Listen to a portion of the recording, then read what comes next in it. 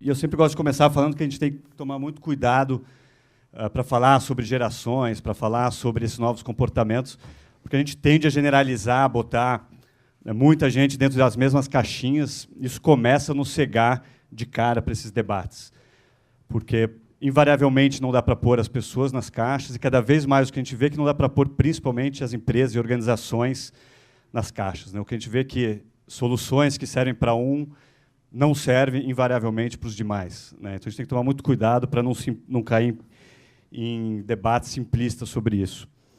Mas, para organizar aqui a nossa conversa, eu queria trazer aqui só um novo recorte geracional que acho que ajuda a entender uma das principais dificuldades que a gente tem percebido, né? E aí é falar muito dos nativos digitais, né? Essa moçada que nasceu, em geral, início da década de 90, já inserido dentro do contexto das tecnologias, da hiperconectividade, e que, por isso, são nativos digitais. Agora, às vezes, mais importante do que entender os nativos é entender, talvez, o que vem antes dos nativos. É só uma pergunta aqui. Alguém aqui nasceu pós-90?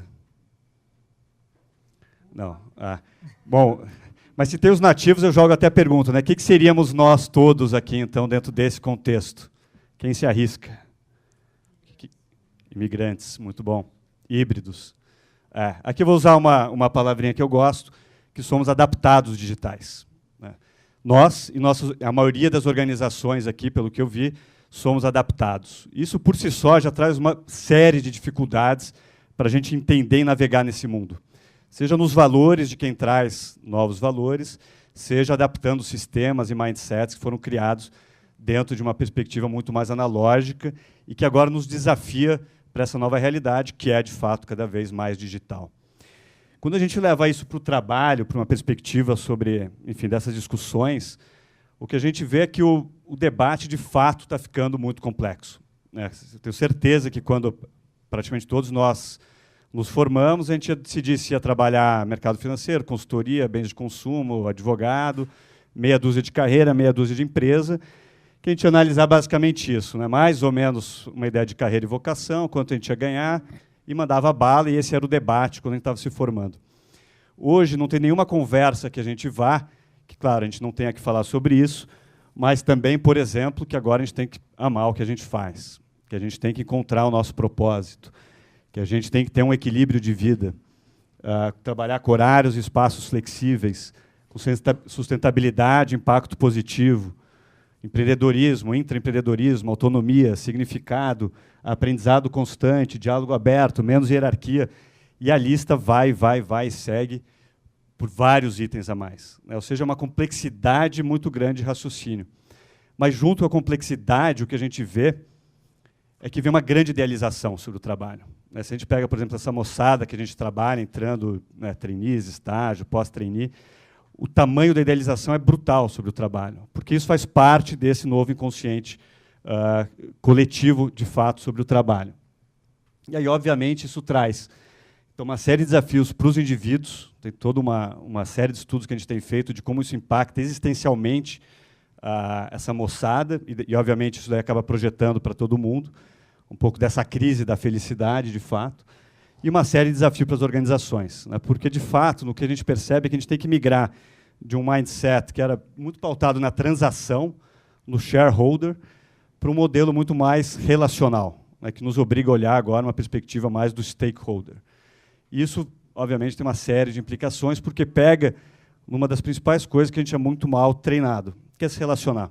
É se relacionar em casa, é se relacionar, né, nos relacionamentos, com filho, com pais, com empregados, e, obviamente, isso vai para as organizações também.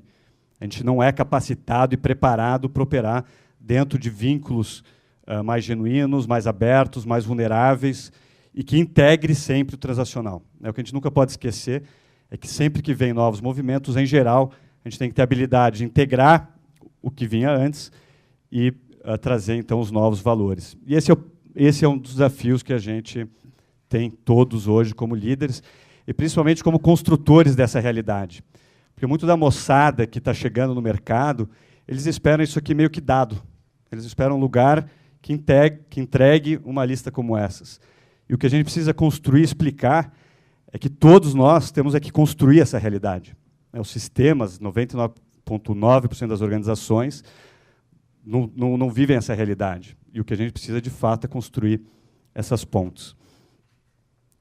E uma das provocações que eu quis trazer aqui, eu peguei um dos itens que está sempre na top list de desejo, né? A Maíra é expert nessas pesquisas. Quando a gente pergunta, o que você mais procura num trabalho? Work-life balance, equilíbrio de vida pessoal e profissional. E na nossa perspectiva, e a Carla vai falar um pouco mais sobre isso, quando a gente olha o cenário que a gente vive de tecnologias e de evolução, esse é um pensamento que ele reafirma uma lógica fragmentada de pensar o trabalho, de pensar a vida. E eu acho que o que eu queria aqui nos propor a pensar é começar a migrar para uma lógica de work-life blend. É uma lógica onde praticamente não dá mais para separar quando você está no trabalho, quando você está na tua vida pessoal. Muito pela tecnologia, né? O mobile faz isso. Quer dizer, muita gente acorda e a primeira coisa que faz é checar e-mail. Antes de dormir, dá uma checada de e-mail, dá uma respondida. Final de semana, a gente está respondendo. No almoço. Ao mesmo tempo, às vezes, eu estou no trabalho e quero acessar uma rede social. Quer dizer, essa separação, ela deixa de fazer sentido. E esse raciocínio, na minha opinião, é um raciocínio que nos ajuda a pensar um pouco como enfrentar esses desafios. Porque ele pode nos levar para um pensamento muito mais de user experience e life experience, que eu vou contar um pouco aqui. O que acontece, basicamente, gente? Hoje, todos nós, quando a gente experimenta, por exemplo, as marcas que estão aqui reunidas, como consumidor, a gente tem um tipo de experiência. Uma experiência pensada, em geral, pela turma do marketing, desenvolvimento de produto, pensamentos bem contemporâneos, em geral, que pensam a nossa experiência como, né, de fato, user experience, pensamentos de design thinking, de inovação, de personalização, de micromomentos, de encantamento, de engajamento. Quer dizer, são competências que chegam até nós de alguma forma como consumidores e vão chegar cada vez mais. Agora, quando a gente vai consumir essas marcas como um colaborador, a gente vai para o pensamento do recursos humanos, que é um pensamento que não tem acompanhado nem de perto a evolução do mundo. E aí a gente é visto, primeiro, como um recurso humano, tudo bem, mas é mais como um recurso. Toda a nossa experiência é pensada por processos padronizados, em geral, de 20, 30, 40 anos atrás, seja o recrutamento, seja o engajamento, seja o dia a dia. Processos que olham muito mais a estabilidade do que a inovação e a disrupção. Processos que tentam standardizar, né, padronizar geral as turmas ou os níveis, e que falam a palavra, como a Maíra falou, de retenção, por exemplo, né, uma palavra extremamente já velha. Né. E aqui o pensamento, muito mais para desafiar, e até legal se tivermos representantes aqui dos recursos humanos, que são, em geral, meus clientes, então eu falo isso tranquilamente. 3, tá. Como que a gente consegue, não, obviamente, matar, porque a gente não tem que pensar o mundo do ou, isto ou aquilo, mas o mundo do e.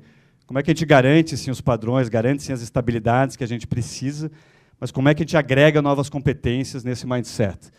Então, como é que a gente traz, de fato, Life and User Experience, traz processos, mas também o Design Thinking, pensa em estabilidade, mas também com inovação, padroniza onde tiver que padronizar, mas como é que a gente pensa mais personalizado, e da retenção para o engajamento. Tá? Quando a gente olha todas as principais micro e macro tendências hoje de recursos humanos e de evolução intra-organizações, a gente vê que são coisas que não estão estruturadas dentro desse pensamento, porque isso é algo até que é a primeira vez que eu estou apresentando, inclusive, mas que passam, no fundo, por isso. A gente vê que os pensamentos pouco mais contemporâneos, de alguma forma, começam a pensar a gente dentro da organização da mesma forma, ou pelo menos provocado pela forma que a gente vive o mundo fora. E que seria, então, exatamente essa passagem para uma visão muito mais de life experience. Né? Como é que a gente transcende essa ideia limitada dos muros e do pensamento das empresas. E aí eu trago aqui uma última metáfora que eu particularmente gosto muito atrelada a esse pensamento, que é o seguinte: até muito pouco tempo atrás, a nossa vida ela era pautada pelos relacionamentos em casa, clube, bairro, e, de fato, as empresas elas funcionavam como uma janela para o mundo. Era uma forma de ampliar perspectivas, ampliar cenários, ampliar nossa rede de contatos. Muita gente viajava para o exterior pela empresa, a vida inteira, senão você conhecia o mundo pela empresa. Mas quando a gente vem para o mundo digital e para a realidade de hoje, o que a gente encontra? Hoje o mundo está a um clique de distância. E as empresas passam a ser muito mais limitadoras de perspectiva. Lugares que a gente tem que ir todo dia para o mesmo lugar, trabalhar com as mesmas pessoas, falar dos mesmos assuntos, com a mesma roupa, muitas vezes sem poder acessar uma rede social, né? Ou seja, se eu vendo cerveja, eu só vou falar de cerveja, se eu vendo cimento, eu vou falar de cimento, se eu vendo tecnologia, eu vou falar de tecnologia. A gente continua tendo uma visão extremamente limitada e a gente deixa de oferecer o que, no fundo, todos nós buscamos, né? Tem propósito, tem tudo isso, mas, no fundo, gente, o que a gente percebe que nos une na busca, seja das organizações, seja dos indivíduos, é uma busca pela evolução. Evolução como ser humano e evolução como profissionais, né?